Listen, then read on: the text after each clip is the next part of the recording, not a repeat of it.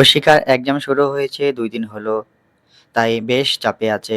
না চাইতেও জোর করে পড়তে বসতে হচ্ছে। তার উপর হোম টিউটর এখন তার সাথেই থাকে।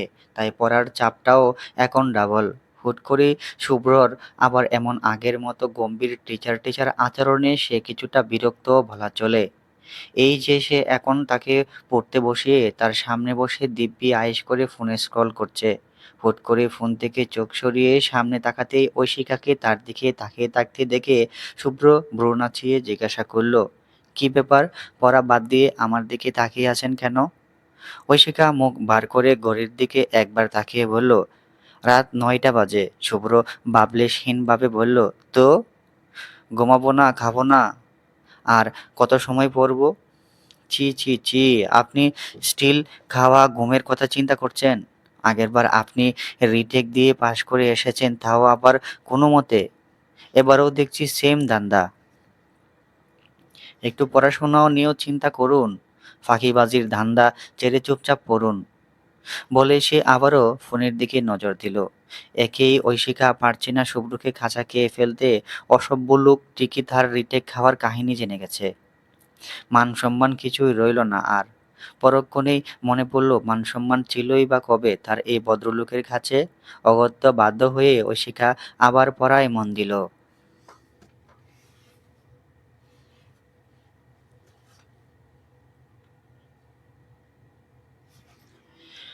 ঐশিকা পড়া শেষ করেছে কিছুক্ষণ আগে। ঘড়িতে 10টা বাজে। ঐশিকা রান্নাঘরের দরজার সামনে দাঁড়িয়ে উকিঝুঁকি দিচ্ছে।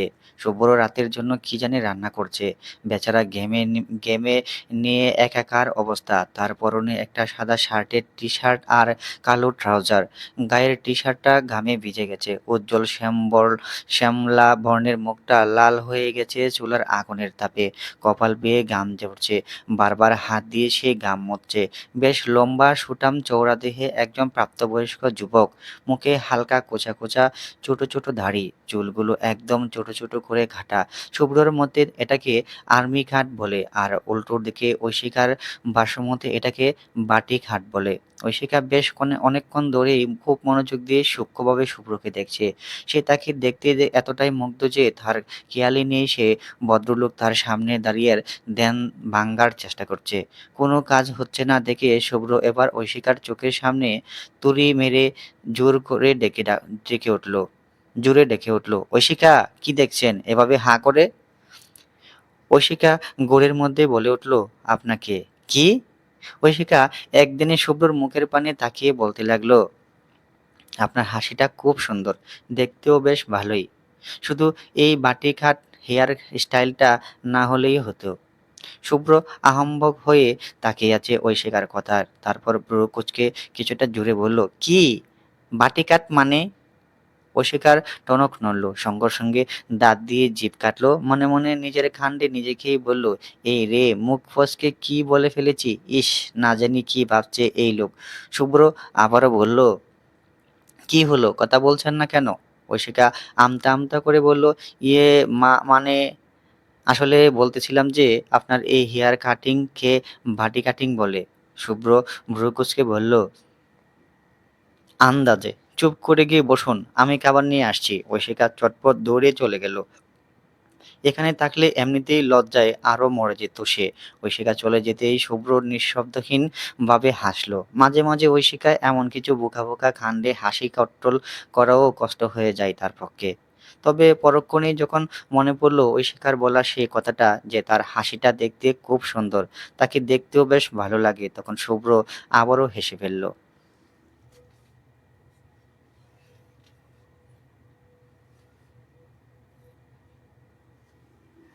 শুভ্র আর ঐশিকা দুজনেই একসাথে বসেছে, রাতের খাবার খাচ্ছে। খাওয়ার সময় কেউই কোনো কথা বলেনি। এই বাসায় ঐশিকাকে নিয়ে আসার পর থেকে এখন অবধি একদিনও ঐশিকাকে রান্না করতে হয়নি, শুভ্রই করেছে। শুভ্র খাওয়া শেষ করে উঠেছে সবেমাত্র। হাত ধুয়ে রুমে ঢুকতেই ঐশিকার ফোনটা বেজে উঠল। ঐশিকা তখন পানি খেতে ব্যস্ত। এক হাতে পানির গ্লাস আর এক হাতে খাবার মাখানো। আপনার কল বাজছে, শুভ্র বলল। ঐশিকা অবাক হয়ে বলল, এত রাতে কে আবার কল করলো? ফোনটা রিসিভ করে আমার কাছে ধরুন তো। শুভ্র অস্বীকার বলা কথা মতোই ফোনটা রিসিভ করে তার কানে কাছে ধরতেই অপাশ থেকে একটা পরিচিত কণ্ঠস্বর ভেসে এলো। হ্যালো। ঐশিকা কণ্ঠটা চিনতে পেরে থমকে গেল। পাশেই শুভ্র। যদি শুনে ফেলে কোনোভাবে এই কথা ভাবতেই ঐশিকার শির দ্বারা বেশ শীতল কিছু বয়ে গেল। হঠাৎ শুভ্র বলে উঠল, গ্লাসটা আমায় দিয়ে ফোনটা আপনি ধরুন। অপাশের ব্যক্তি যেন একটা পরিচিত কণ্ঠস্বর অনাকাঙ্ক্ষিত সময় শুনতে পেয়ে কিছুটা থমকে গেল। ঐশিকা হ্যালো বলতেই সে ফোনটা কেটে দিল। এরপর ঐশিকা ফোন কানের কাছে থেকে সরিয়ে আনতে শুভ্র বলে উঠল, কি হলো? কে কল করেছে? জানি না, কেটে দিল। তারপর পরিচিত কেউ হবে।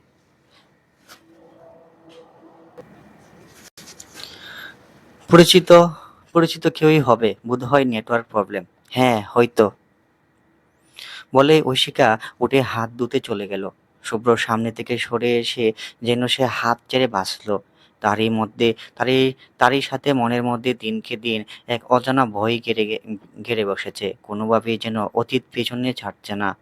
বারবার ঘুরে ফিরে তার বর্তমানকে এলোমেলো করে দেওয়ার জন্য যেন মরিয়া হয়ে উঠেছে। ঐশিকা ভেবে পায় না আর কতদিন সে এই সত্যটাকে শুভ্রর থেকে লুকিয়ে রাখবে। আদৌ পারবে তো? যদি কোনোদিন উনি জেনে যায় তাহলে কি করবেন উনি? এর পরিণাম কি হবে? উনি কি ভুল বুঝবেন? ছেড়ে দেবেন? এমন হাজারো প্রশ্ন চিন্তা ঐশিকার মধ্যে মস্তিষ্কে প্রতিনিয়ত ঝড় তুলছে। ঐশিকা। হঠাৎ পেছন থেকে শুভ্র ডেকে ওঠাতে ঐশিকা আঁতকে উঠল। ফলস্বরূপ তার হাতে থাকা কাঁচের প্লেটটা ফ্লোরে পড়ে ভেঙে টুকরা টুকরা হয়ে গেল। ঐশিকা ফেল করে সেই ভাঙা টুকরোগুলোর দিকে তাকিয়ে আছে। শুভ্র কিছুটা হতবাক হয়ে গেছে। সে কিছুটা হলেও যেন আঁচ করতে পেরেছে ঐশিকার হঠাৎ এমন আচরণের কারণ। কেটে গেছে কয়েকদিন। ঐশিকার এক্সাম শেষ হয়ে গেছে। ভার্সিটিতেও কোরবানির ঈদের ছুটির শুরু আগামীকাল থেকে। শুভ্রর অফিসেও ছুটি দিয়ে দিয়েছে। আজ রাতে ঢাকা কমলাপুর রেল স্টেশন থেকে নাটোরের উদ্দেশ্যে রওনা হবে তারা। দুদিন আগেই টিকিট কেটে এসেছে শুভ্র। ঐশিকা ব্যাগপত্র গোছাতে ব্যস্ত। এখান এখন এখান থেকে রেডি হয়ে সন্ধ্যায় আব্বু আম্মুর সাথে দেখা করে রওনা দেবে। কোনো যেন কেন যেন বেশ ভয় কাজ করছে ঐশিকার। শুভ্রর সাথে এতদিন থাকলেও তার পরিবারের কারোর সাথে তার তেমন বন্ধুত্বপূর্ণ সম্পর্ক গড়ে ওঠেনি। চেনা জানাটাও তেমন নয়। এই শুভ্রর বাড়িতে যাচ্ছে সে। এর আগে কোনোদিনও মা বাবাকে ছেড়ে এতটা দূরে একা যাওয়া হয়নি তার। সে ছোট থেকে ঢাকায় বেড়ে উঠেছে। গ্রামের বাড়িতে খুব ছোটবেলায় যাওয়া আসা হয়েছে। সেটাও খুব বেশি বেশি নয়, ৯ বছরে একবার। বড় হওয়ার সাথে সাথে সময়ের আবর্তনে ক্রমশ যাওয়া আসা কমেছে। নানা নানু মারা যাওয়ার পর যাওয়া হয় না বললেই চলে। তার থেকেও বড় কথা, জীবনের এই প্রথম মা বাবাকে ছাড়া ঈদ করবে সে। আর সেটাও একটা অচেনা বাড়িতে অচেনা মানুষদের সাথে। কিছুটা ভয়, কিছুটা সংকোচ, কিছুটা আগ্রহ, সব মিলিয়ে এক অন্যরকম অনুভূতি কাজ করছে তার মাঝে। নানান ধরনের চিন্তা ভাবনা করতে করতে ঐশিকা ব্যাগ গুছিয়ে ফেলেছে। তারপর আবারও চেক করলো কিছু বাদ গিয়েছে কিনা। এর মধ্যেই শুভ্র বাইরে থেকে দুপুরের খাবার নিয়ে এসেছে। আজ বাড়িতে চলে যাবে বলে আর রান্না করেনি। তারপর দুজন মিলে দুপুরের খাবার খেতে বসলো।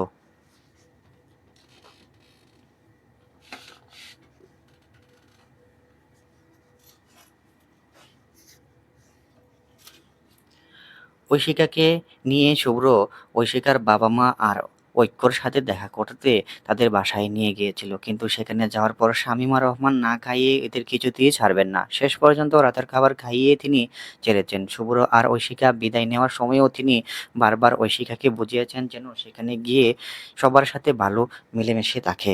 শুভ্রকেও বলেছে যেন ঐশিকাকে একটু দেখে শুনে রাখে। এরপর দুজনে কমলাপুর রেল স্টেশনে কাঙ্ক্ষিত ট্রেনের অপেক্ষায় বসে আছে। রাত ১২টার ট্রেন তাদের। শুভ্র ঐশিকাকে বসিয়ে কোথায় যেন গেছে। ঐশিকা গালে হাত দিয়ে শুভ্রর আসার অপেক্ষায় তাকিয়ে আছে। কিছুক্ষণের মধ্যে শুভ্র হাতে একটা ছোট ব্যাগ নিয়ে হাজির হলো। ঐশিকা ভ্রু কুঁচকে বলল, কোথায় গিয়েছিলেন? আর হাতে কি?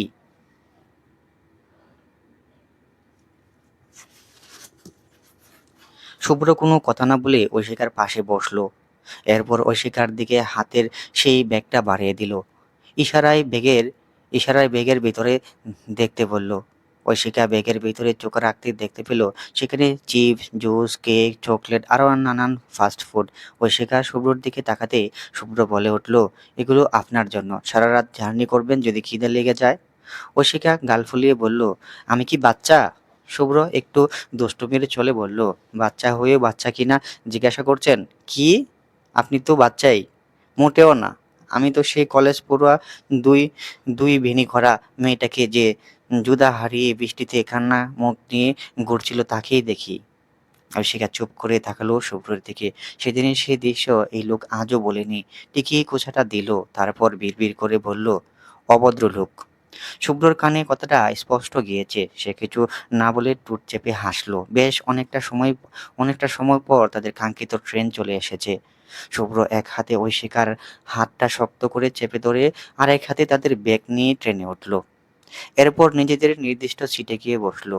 ঐশিকা আগেই জানালার পাশে বসেছে। তারপর শুভ্র বসা। ঐশিকার এই প্রথম ট্রেনে চড়েছে। সে আশেপাশে তাকিয়ে মানুষের ওঠানামা শোরগোল দেখছে। তাদের সামনের সিটে আরেক দম্পতি বসেছে।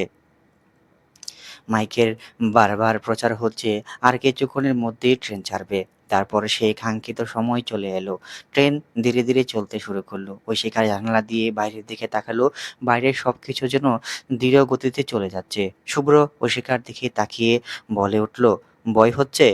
শুভ্র কথায় ঐশিকা জানালার দিকে দৃষ্টি সরিয়ে শুভ্রর দিকে তাকালো। পাশে বসা মানুষটা খুব আশ্বাস দিয়ে বলল, ভয় নেই, আমি আছি তো। কথা দিচ্ছি, যে কদিন আমার বাড়িতে থাকবেন খুব যত্ন, ভালোবাসা আর সম্মানের সাথে থাকবেন।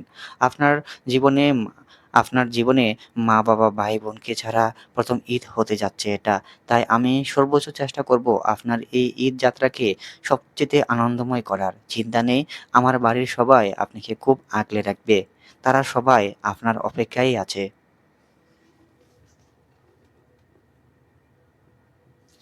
ঐশিকা কিছু বলল না। শুভ্রর কথায় সে অনেকটা ভরসা পেয়েছে। তারপর আবারও জানালা দিয়ে বাইরের দৃশ্য দেখতে ব্যস্ত হলো সে। এরপর কখন যে সে ঘুমের রাজ্যে হারিয়ে গেছে তা আর জানা নেই। সে ঘুম ভেঙেছে রাত 2:30টার একটু পরে। আচমকা শুভ্রকে পাশে না পেয়ে হকচকে উঠল ঐশিকা। সামনের সিটে বসা দম্পতির মধ্যে স্ত্রী তখনও সজাগ। ঐশিকাকে এদিক সেদিক তাকাতে দেখে সামনে বসা নারী বলে উঠল, আপনার হাজবেন্ড একটু ওয়াশরুমে গেছেন, আপনি টেনশন করবেন না। ঐশিকা স্বস্তির নিঃশ্বাস ফেলে বলে উঠল, ও, শ্বশুরবাড়িতে প্রথম ঈদ করতে যাচ্ছেন? জি। আপনি বুঝলেন কি করে? তিনি হালকা হেসে বললেন, অভিজ্ঞতা আছে। আমার বিয়ে হয়েছে 6 বছর। আপনার মতো আমিও এমন দিন পার করে এসেছি। আর তাছাড়া আপনার হাজবেন্ড ট্রেন ছাড়ার সময় বলছিল, তাই আরও শিওর হয়েছি। ও আসলে বিয়ের পর এই প্রথম ওনাদের বাড়িতে যাচ্ছি, তাই একটু কেমন যেন ভয় ভয় লাগছিল। Love marriage? না, পারিবারিকভাবেই। ও, তবে আপনার হাসবেন্ড ভীষণ যত্নশীল আপনার প্রতি। ঐশিকা বুঝতে না পেরে বলল, মানে? আপনি যখন ঘুমিয়েছিলেন একটু পরপর আপনার দিকে খেয়াল করছিল, ঠান্ডা লাগছে কিনা, বাতাস সমস্যা হচ্ছে কিনা, এলোমেলো চুলগুলো ঠিক করে দিচ্ছিল, ওড়না গায়ে ঠিক করে দিচ্ছিল যাতে ঠান্ডা না লাগে। এক মুহূর্তের জন্য চোখের পাতা বন্ধ করেনি। আর আমার মহাশয় দেখুন, নাকে তেল দিয়ে ঘুমোচ্ছে। বলেই তিনি হাসলেন। ঐশিকার লাজুক হাসলো। এরই মধ্যেই শুভ্র চলে এসেছে। ঐশিকা কাকে দেখে বলল, উঠে পড়েছেন? হুম। ওয়াশরুমে যাবেন? ঐশিকা নাক মুখ যেন লজ্জায় লাল হয়ে যাচ্ছে। ভাগ্যিস অন্ধকার ঠিকমতো দেখা যাচ্ছে না। আস্তে করে বলল, না। এরপর শুভ্র আর কথা না বলে ঐশিকার পাশে বসলো। কিছুক্ষণ পর হঠাৎ ঘাড়ে ভারী কিছু অনুভব করতেই ঐশিকা তাকালো। তাকাতে দেখলো শুভ্র তার ঘাড়ে মাথা রেখে ঘুমিয়ে পড়েছে। ঐশিকা সরালো না, আর চোখে একবার শুভ্রকে দেখার চেষ্টা করলো। একটা জলপাই রঙের চেকের শার্ট আর জিন্সের প্যান্ট পরা এই ভদ্রলোককে সে চেক শার্ট ছাড়া অন্য শার্টে খুব কম দেখেছে। আবছা আলোয় এই ঘুমন্ত পুরুষকে দেখে ঐশিকার বক্ষস্থলে যেন উথাল পাতাল এক অন্যরকম অনুভূতি ঝড় বইছে। সেই ঝড়ের বেগ সামাল দিতে ঐশিকা চোখ বন্ধ করে ফেলল। ভোরের ট্রেন নাটোরের স্টেশনে পৌঁছেছে। ঐশিকা আর শুভ্র ট্রেন থেকে নেমে অটো রিকশা খুঁজতে লাগলো। বেশ কিছু সময় পর শুভ্র একটা অটো দিয়ে করে এরপর দুজনে উঠে বসলো। ঐশিকা গ্রামীণ দৃশ্য দেখছে। চারিদিকে শুধু সবুজের সমারোহ। পাখির কিচিরমিচির, স্নিগ্ধ বাতাস, গ্রামের ঘরবাড়ি। এই ভোরবেলায় গ্রামের ছোট ছোট বাচ্চারা মক্তবের উদ্দেশ্যে ছোট ছোট পায়ে হেঁটে যাচ্ছে। ঐশিকা অটো দেখে উকি দিয়ে দেখছে। শহরের কোলাহলে ভরা ব্যস্তময় জীবনে সে যেন হাঁপিয়ে উঠেছিল। আজ এমন শান্ত পরিবেশে নিজেকে খুব হালকা মনে হচ্ছে।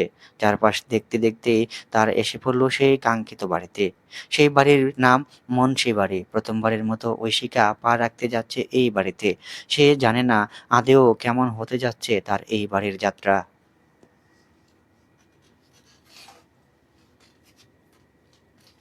বাড়ির উঠান ঝাড়ু দিচ্ছিল বড় বউ জ্যোতি।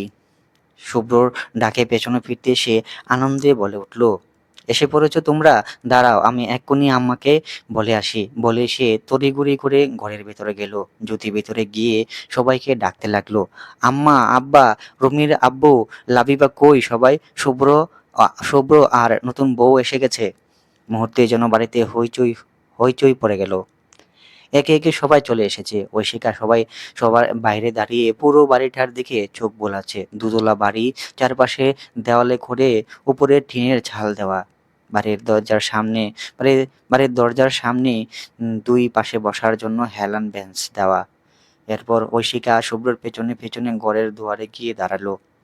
এর মধ্যে ফাতেমা বেগম একটা ডালা সাজিয়ে ঘরের দুয়ারে সামনে হাজির হয়েছেন। বাড়ির সকলেই নতুন বউ দেখার জন্য হুমড়ি খেয়ে পড়েছে।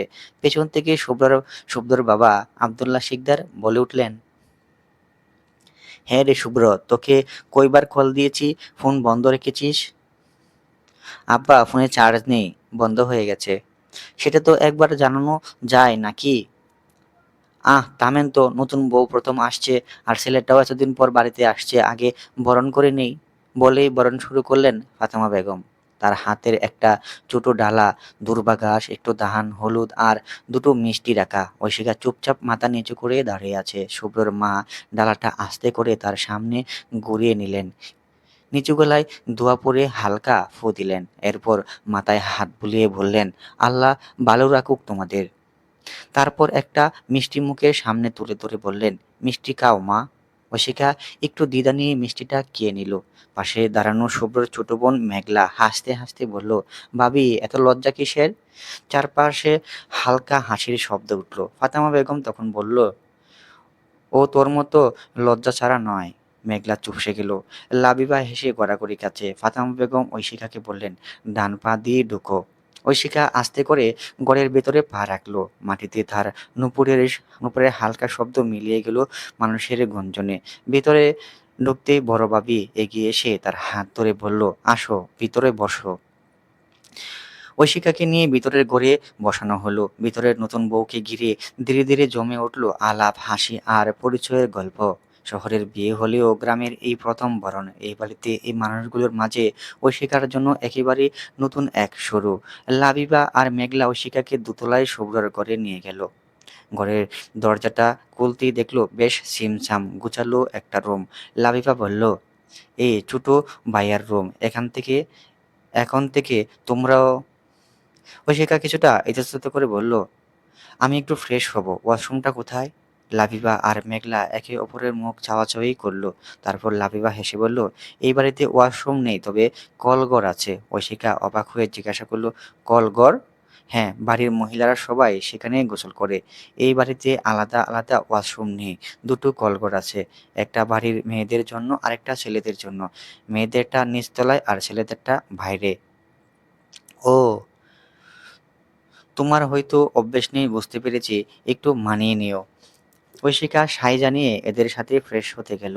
তারপর হাত মুখ ধুয়ে সকালের নাস্তা করতে বসেছে। ডাইনিং টেবিলে জ্যোতি আর লাবিবা হাতে হাতে হাতে হাতে সব খাবার সাজিয়েছেন। শুভ্রর বরাবর সামনে চেয়ারে ঐশিকা বসেছে। তার পাশে মেঘলা বসেছে। এছাড়াও টেবিলে শুভ্রর বড় ভাই রাশেদ, মেজো ভাই শিহানও বসেছে। সকালের সকালের নাস্তা গরম ভাত আর বেগুন ভাজা, সাথে কয়েক রকমের ভর্তা করেছে। ঐশিকা চুপচাপ মাথা নিচু করে কাঁদছে। মেঘলা পাশে থেকে বলল, ভাবি, আরেকটু ভাত দেব? ঐশিকা মাথা নাড়িয়ে না জানিয়ে আবারও খাওয়ার মনোযোগ দিল। হঠাৎ পায়ের উপরে কিছুর শব্দ টের পেতেই লাফিয়ে উঠল নিচে। কালো কুচকুচে একটা বিড়াল দেখতে চেয়ারে চেয়ারে চড়ে উঠে চিৎকার করে বলে উঠল, স্যার, বিড়াল! পুরো টেবিলের সবাই হতবাক। ঐশিকা মেঘলাকে আস্তে-পিষ্টে ধরে কাঁপছে। মেঘলা ঐশিকাকে ধরে শান্ত করে শান্ত করতে করতে বলল, ভাবি ওটা দলু। ঐশিকা নাক চিটকে বলল, ওর নাম দলু কি করে হয়, দেখতে তো কালো। ঐশিকা এমন কথায় শুভ্র হেসে উঠলে সাথে সাথে লাবিবাও। শুভ্রর বড় ভাই রাশেদ বলল, ঐশিকা ভয় নেই, ও কিছু করবে না তোমাকে, তুমি বসো। ঐশিকা অসহায় চোখে শুভ্রর পানে তাকালো। শুভ্র ঐশিকার চোখে চোখ রেখে এরপর বড় ভাবিকে বলল, ভাবি ঐশিকাকে অন্য কোথাও খেতে দাও, এখানে বিড়ালের ভয়ে ভয়ে বসবে না। জ্যোতি মুচকি হেসে বলল, আচ্ছা। এরপর ঐশিকাকে বলল, ঐশিকা আমার সাথে এসো। ঐশিকা খাবারের প্লেট হাতে নিয়ে জ্যোতির পেছনে পেছনে গেল।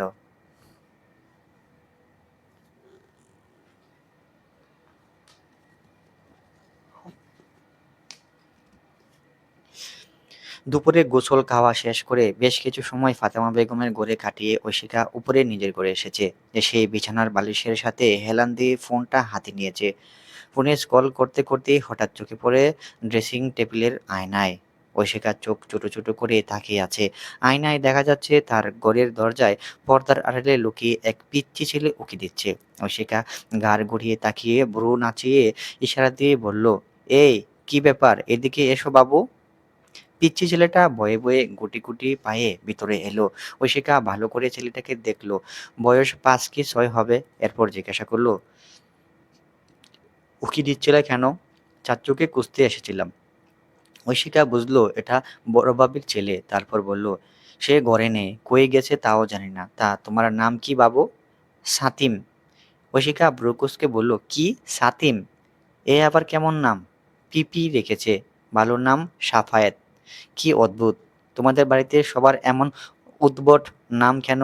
কালো বিড়ালের নাম নাকি দলু, তুমি কত মিষ্টি, তোমার নাম রেখেছে সাতিম। আমি কই যাই, চাচ্চু এলেই আমি এখন যাই, চাচ্চু এলেই বইল আমি খুঁজছিলাম। কেন, তাকে দিয়ে কি দরকার হঠাৎ?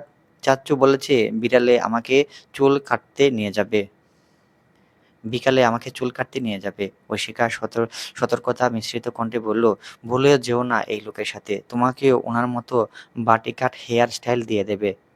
এতক্ষণ ধরে দরজার বাইরে দাঁড়িয়ে ঐশিকার কথা শুনছিল শুভ্র। ঘরে ঢুকতে নেবে এমন সময়ই তার বকবক শুনে দাঁড়িয়ে গিয়েছিল।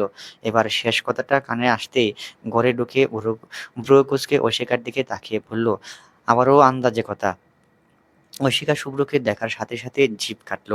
মনে মনে বলল, ইস, আবারও কট। সন্ধ্যা থেকেই ঐশিকার ঘরে লাবিবা আর মেঘলা। ঐশিকা খুব তাড়াতাড়ি ওদের সাথে ফ্রি হয়ে গেছে। লাবিবা বেশ মজার মানুষ, আর মেঘলা যেন ননদ কম বেশি বন্ধ বেশি। ননদ কম বন্ধ বেশি। ঐশিকা সবসময় দেখে দেখে এসেছে ননদ ভাবে সাপ আর নেউলের মতো হয়, তবে এই বাড়িতে ব্যাপারটা উল্টা। লাবিবা আর মেঘলার মতো মজার মানুষ পাওয়া বেশ কঠিন। এই যে লাবিবা এখন খুশিতে আটকানা, তার এক পোস্টে 1000 ভিউ হয়েছে বলে। মেঘলা দেখেছে দুদিন আগে বৃষ্টি পড়ার এই ভিডিও ভিডিওটায় ও 1000 ভিউ হয়েছে।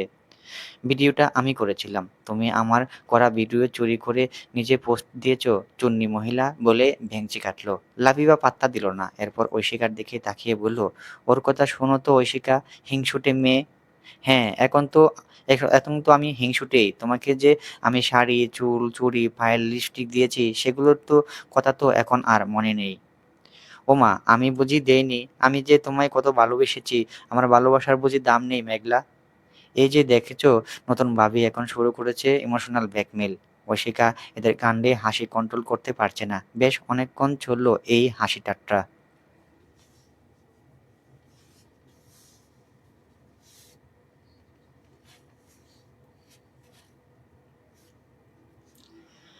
রাতে বেশ ঝড় উঠেছে। আজ তাড়াতাড়ি রাতের খাওয়া শেষ। ঐশিকা রুমে এসে বসে আছে, তার ভালো লাগছে না। শুভ্র এখনো বাড়িতে আসেনি সন্ধ্যা থেকে, তাও লাবিবা আর মেঘলা ছিল। মেজো বাসুর এসে পাড়ায় লাবিবা খেয়ে তার ঘরে চলে গেছে। আর মেঘলার হুট করে অনেক মাথা ব্যথা, সে ঘুমিয়ে পড়েছে। একা একা বেশ অনেকক্ষণ বসে ফোনে নীতি আর তানিকার সাথে আড্ডা দিল ঐশিকা। ওদের সাথে কথা শেষ হতে শুভ্র চলে এসেছে। হালকা গলা কাকারি দিয়ে ঘরে ঢুকলো সে। ঐশিকা তার দিকে তাকিয়ে। শুভ্র হাতের ঘড়ি খুলতে খুলতে জিজ্ঞাসা করলো, খেয়েছেন? হুম, আপনি? আমি খেয়ে এসেছি বাইরে থেকে। কোথায় গিয়েছিলেন? বাজারে গিয়েছিলাম। ওখানে আবার ২ বন্ধুর সাথে দেখা, তাই দেরি হয়ে গেছে। ও! আপনি কি সন্ধ্যা থেকে একাই ছিলেন? না, লাবিবা ভাবি আর মেঘলা ছিল। ও যাক ভালোই। আমি আরো টেনশন করছিলাম একা, একা কি করছেন? কে বলেছে আপনাকে আমার টেনশন করতে? দরকার নেই আমার জন্য কারো চিন্তা করার। শুভ্র বুঝল অস্বিকার রেগে আছে। মুচকি হেসে আস্তে করে শার্টের পকেট থেকে একটা চকলেট পকেটে অস্বিকার সামনে ধরল।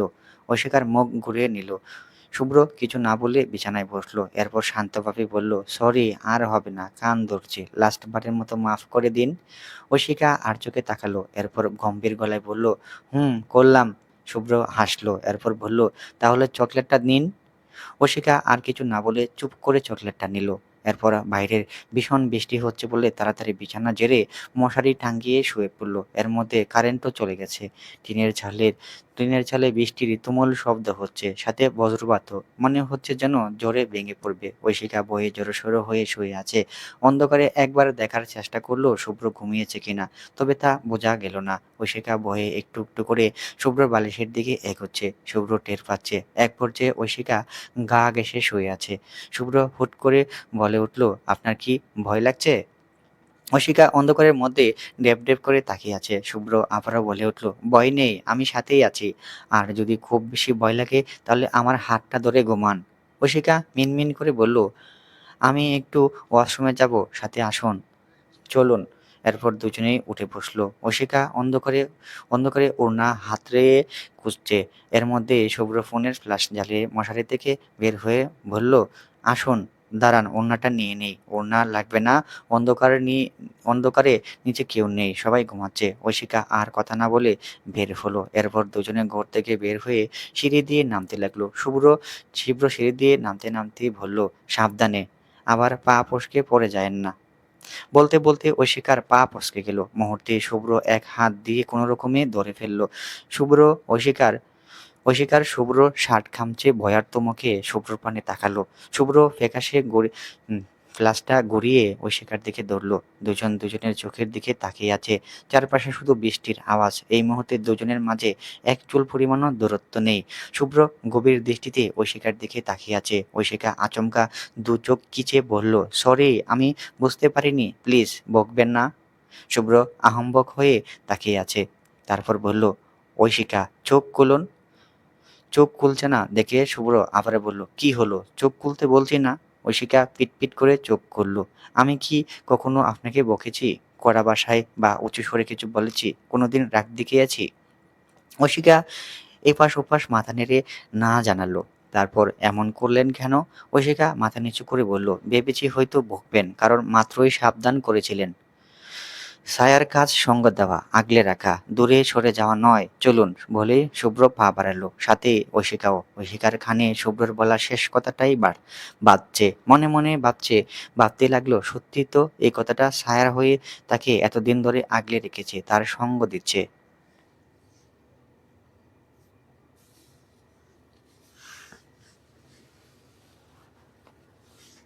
সকালবেলা সাত সকালে শুভ্রর ফুফু রাজিয়া বেগম হাজির। এসেছেন নতুন বউ দেখতে।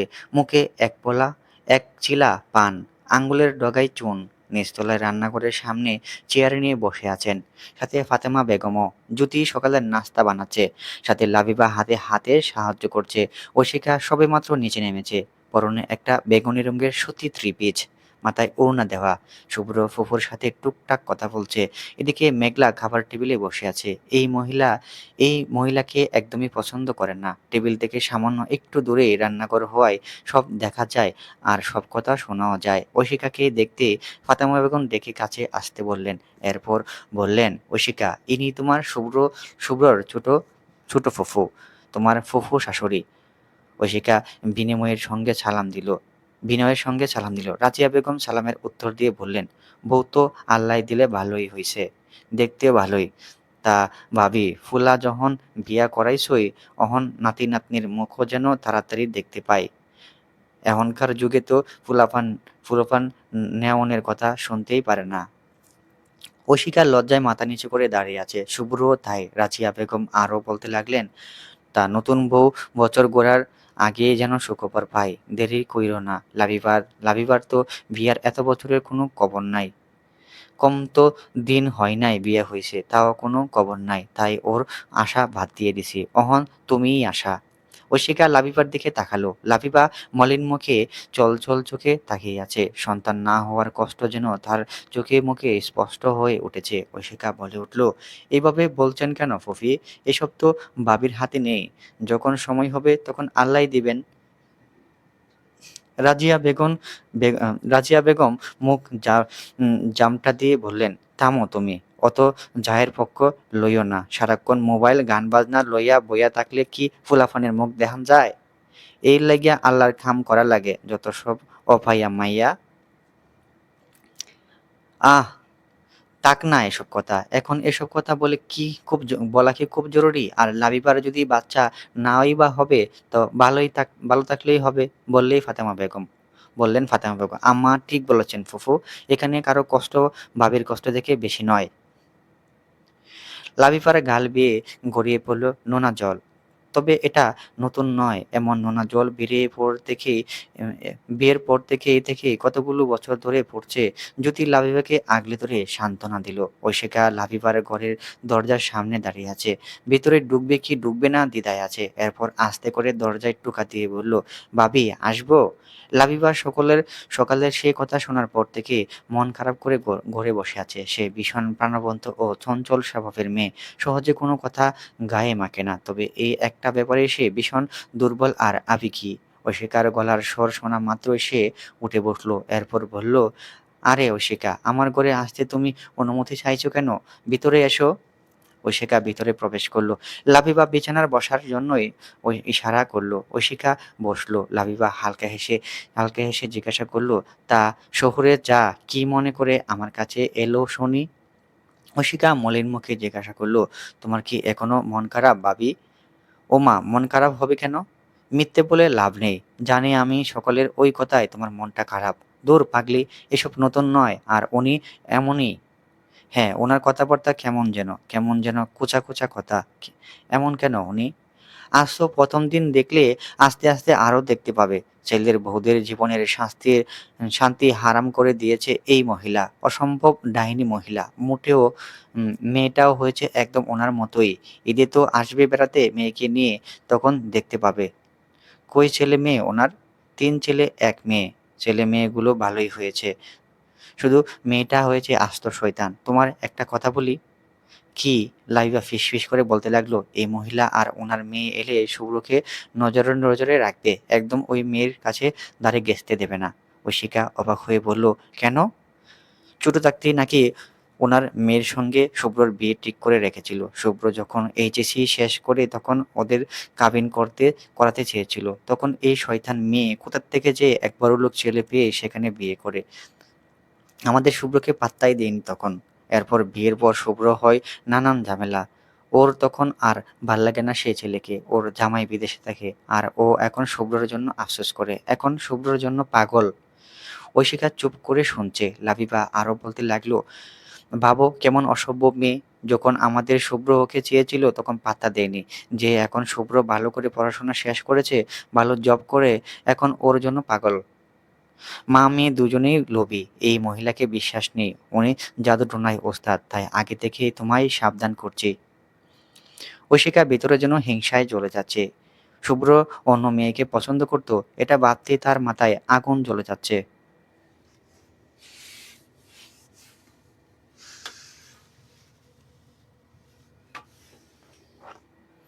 বিকেল বেলা শিল্পী কানম তার স্বামী আর মেয়েকে নিয়ে চলে এসেছেন বাপের বাড়ি। এই এই বছর বাপের বাড়িতে ঈদ করবেন তিনি। এবার এখানে কোরবানি দিবেন তিনি।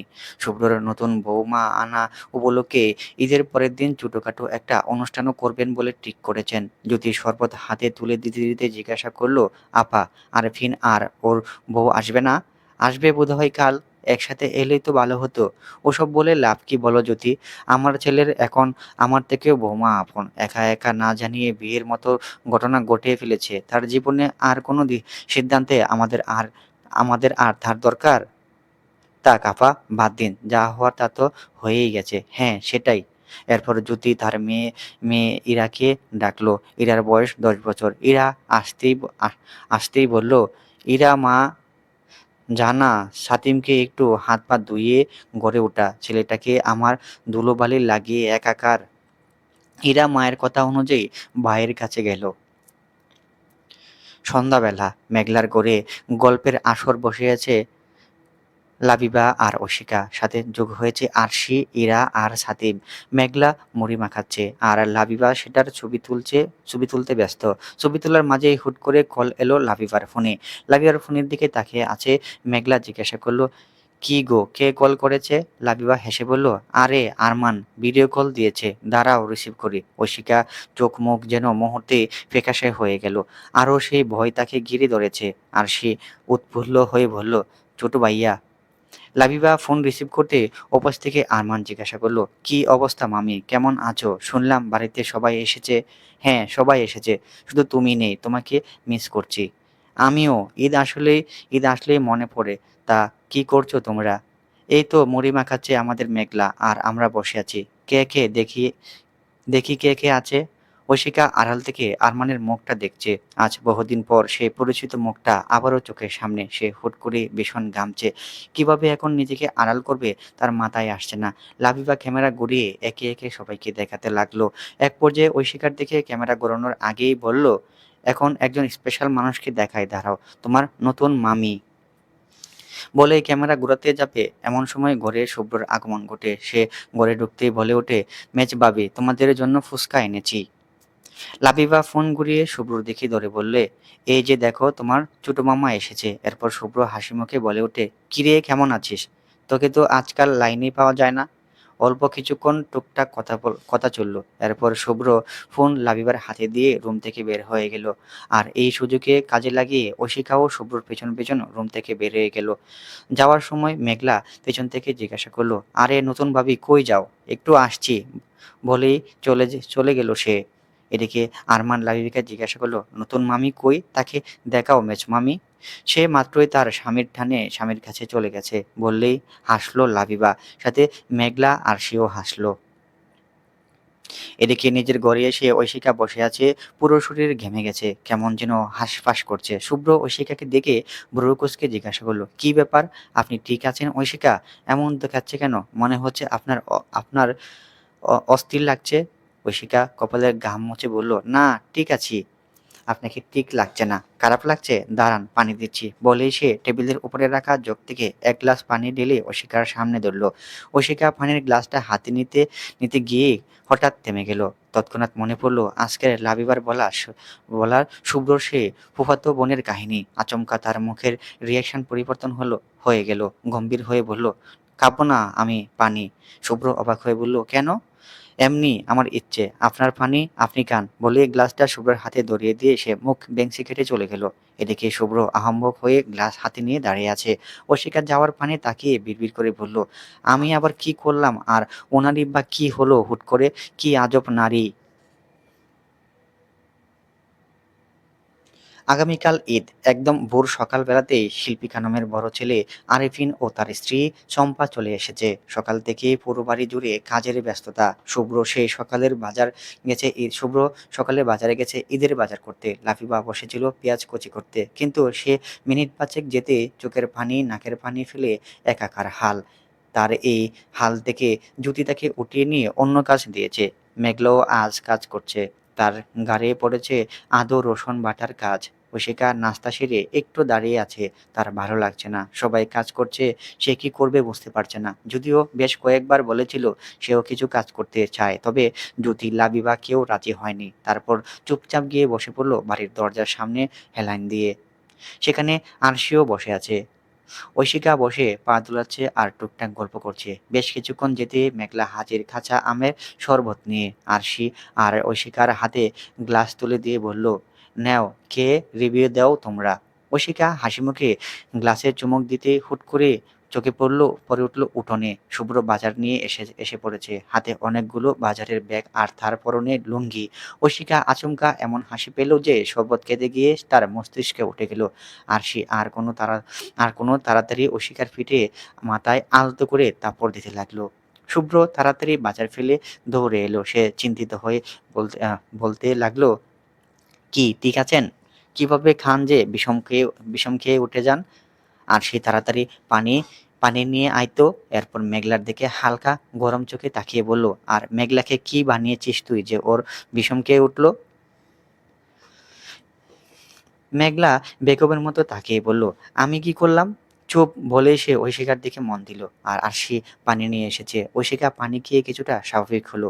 শুভ্র বলে উঠল, কি ঠিক আছেন? মেঘলাও বলল, ভাবি ঠিক আছো?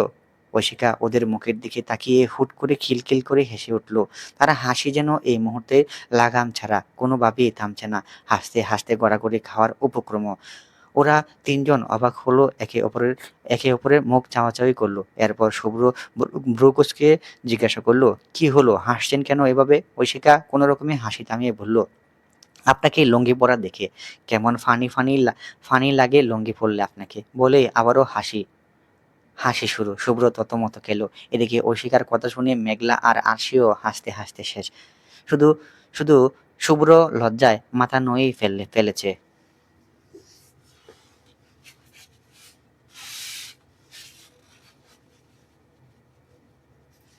দুপুরবেলা ঐশিকা বাইরে হাসি চেঁচামেচির আওয়াজ পেয়ে ঐশিকা উঠানে নামলো।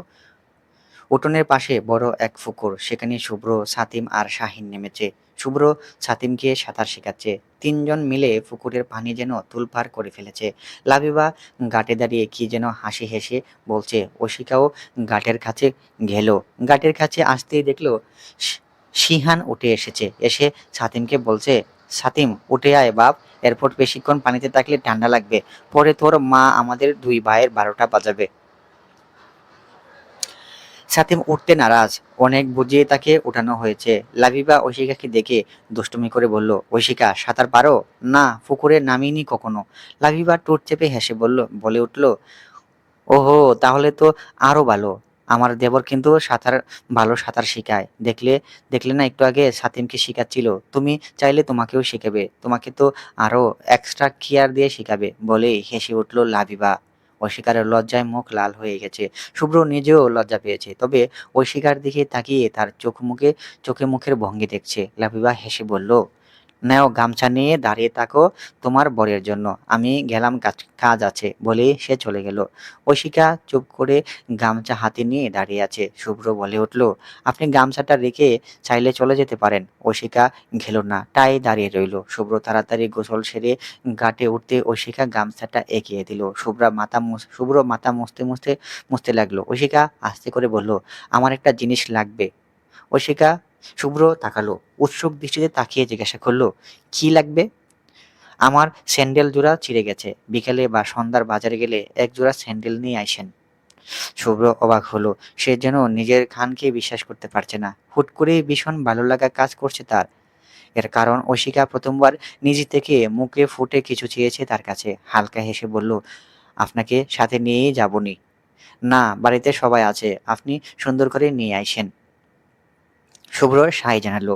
ঐশিকা এরপর চলে যেতে নিলে শুভ্র ডেকে উঠে বলল, আর কিছু লাগবে? ঐশিকা শুভ্রর দিকে তাকালো, এরপর বলল, না, আইসক্রিম। ঐশিকা ভ্রু কুঁচকে বলল, আমি বাচ্চাও না, সুসাও না। শুভ্র ঠোঁট চেপে হেসে বলল, ও, আমি তো ভেবেছিলাম দুইটাই। ঐশিকা তৎক্ষণাৎ গরম চোখে তাকালো। শুভ্র হু হু করে হেসে উঠল। ঐশিকা বেঞ্চি কেটে চলে গেল। সন্ধ্যাবেলা ঐশিকার হাতে মেহেদি দিয়ে মেঘলার ঘরে বসে আছে। বারবার জানালা দিয়ে বাইরে তাকাচ্ছে। আজ চাঁদ রাত, আগামীকাল ঈদ, চারিদিকে উৎসবের আমেজ। লাবিবা অনলাইনে নানান মেহেদি ডিজাইন দেখাচ্ছে তাকে দিয়ে দেওয়ার জন্য। তবে সেদিকে বিশেষ মনোযোগ নেই ঐশিকার। সে বারবার জানালার দিকেই তাকাচ্ছে। মেঘলার জানালার সাথে একটা লেবু গাছ। বিকেল থেকে ঝিরিঝিরি বৃষ্টি হচ্ছে। জানালা দিয়ে মৃদু ঠান্ডা বাতাস আসছে, সেই সাথে ভেসে আসছে কাঁচা মাটির ঘ্রাণ। শুভ্রদের বাড়িটা ভীষণ সুন্দর। খোলা উঠান, বড় পুকুর, পুকুরের চারপাশে নারিকেল গাছের সারি সারি। আর তার তার একটু দূরে কাঠের বেঞ্চ পাতা। আশেপাশে কত রকমের গাছ আর কত কি। মেঘলা ঐশিকাকে ডেকে বলল, নতুন ভাবি, বাইরে কি দেখছো এত? ঐশিকা জানলার দিকে দৃষ্টি সরিয়ে মেঘলার দিকে তাকালো। সে কিছু বলার আগে লাবিবা বলল, বলছো না বুঝছো না মেঘলা, প্রাণপ্রিয় স্বামী আসার অপেক্ষা করছে বলে হাসলো লাবিবা, সাথে মেঘলাও। ঐশিকা এবারও কিছু বলতে যাবে, ঠিক তখনই শুভ্র ঘরের দরজার সামনে উপস্থিত। তার উপস্থিতি বুঝতে গলা খাকারি দিল। ঐশিকা তৎক্ষণাৎ তাকালো। পাশ থেকে লাবিবা বলে উঠল, নেও হাজির বলতে বলতে তোমার স্বামী মেলা দিন বাঁচব গো। শুভ্র ঐশিকার দিকে তাকিয়ে শান্ত গলায় বলল, একটু আসুন, দরকার আছে। লাবিবা টিটকারি মেরে বলল, আহা, একেই তো বললে সভ্যতা, আমাদের সামনে বউকে আপনি আপনি করে ডাকছে, অথচ আড়ালে গেলেই আপনি থেকে ওগো জানেমান হয়ে যাবে। শুভ্র আর অশিকা দুজনেই একে অপরের দিকে তাকালো। শুভ্র ইশারায় আসতে বলে বের হয়ে গেল।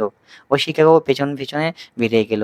এরপর নিজেদের রুমে আসতেই শুভ্র দরজাটা ভিড়িয়ে দিয়ে অশিকার দিকে একটা ব্যাগ তুলে দিল। এরপর ইশারা দিয়ে জুতাটা পরার জন্য বলল, দেখুন তো লাগে কিনা। অশিকা ব্যাগ থেকে জুতা বের করে পরে দেখতে লাগলো, ঠিকঠাক হয়েছে। শুভ্র আরেকটা ব্যাগ হাতে দিল। অশিকা ভ্রু কুঁচকে বলল, এটার মধ্যে আবার কি? খুলে দেখুন। অশিকা খুলতেই দেখলো বেশ দামি জুতা। সে অবাক হয়ে বলল, এটা কার জন্য? আপনাকে দিয়েছি মানে আপনাকে দিয়েছি মানে আপনার জন্য। কিন্তু আমি তো শুধু এমনি সবসময় পরার জন্য স্যান্ডেল আনতে বলেছিলাম। চোখে পড়ল দেখতে সুন্দর, ভাবলাম আপনার পায়ে খুব সুন্দর মানাবে, তাই নিয়ে এসেছি। কত নিয়েছে? দাম জেনে আপনি কি করবেন? আর জেনে না আর জানেন না ঘরের মূল্য জানতে জিজ্ঞেস করতে নেই। এটা আপনি এটা আমি আপনাকে গিফট করেছি। কোনো দরকার ছিল না। এখানে আসার আগে ঢাকা থেকে ঈদের শপিং করে দিয়েছেন বলে ঐশিকা জুতা জোড়া একটা জায়গায় রাখার জন্য উল্টো দিকে পা বাড়াতে শুভ্র ডেকে উঠল, ঐশিকা। ঐশিকা ফিরে তাকিয়ে জিজ্ঞাসা করলো, কি? আরেকটা জিনিস? আবার কি? শুভ্র ড্রেসিং টেবিলের ড্রয়ার থেকে একটা প্যাকেট করা বক্স বের করে ঐশিকার সামনে দাঁড়ালো। এরপর তার হাতে দেওয়ার জন্য হাতটা দেওয়ার জন্য ইশারা করলো। ঐশিকা হাত বাড়াতেই যেন শুভ্র তার হাতের বক্সটা তুলে দিতে যাবেন, অমনি নজর আটকলো ঐশিকার হাতে মেহেদি দিয়ে লেখা তার নাম। শুভ্র কসমিন কালেও এমন কিছু আশা করিনি। লেখাটা দেখতেই সে থমকে গেল। এক দৃষ্টিতে তাকিয়ে আছে সেখানে। ধ্যান ভাঙলো ঐশিকার ডাকে। কি হলো, কথা বলছেন না কেন? এই বাক্সে কি? আপনার জন্য 18 মুঠ মুড়ি এনেছি। আপনার জন্য 18 মুঠ চুড়ি এনেছি। ঐশিকা 18 মুঠ শুনতেই থমকে গেল। চোখ বড় বড় করে তাকিয়ে আছে। এই লোক আসলে কেমন সে আজও বুঝে উঠতে পারেনি। চলবে। তোমার অজান্তে গল্পের চতুর্থ অংশ, হুমায়রা আঞ্জুম। গল্প পড়ায় অনেক ভুলভ্রান্তি ছিল এবং আছে আমি জানি। সবাই নিজ গুণে দয়া করে ক্ষমা করে দিবেন। গল্পটি কেমন হয়েছে জানাবেন। আমাদের চ্যানেলটি সাবস্ক্রাইব করে বেল আইকনে ক্লিক করে রাখবেন যেন এরকম সুন্দর সুন্দর গল্প সবার আগে আপনি পেয়ে যান। আর আমাদের এই চ্যানেলের মতো এত সুন্দর গল্প আপনি আর কোথাও পাবেন না। সো আমাদের চ্যানেলটি সাবস্ক্রাইব করে আমাদের পাশে থাকুন। ধন্যবাদ। দেখা হবে এই গল্পের শেষ পর্বে।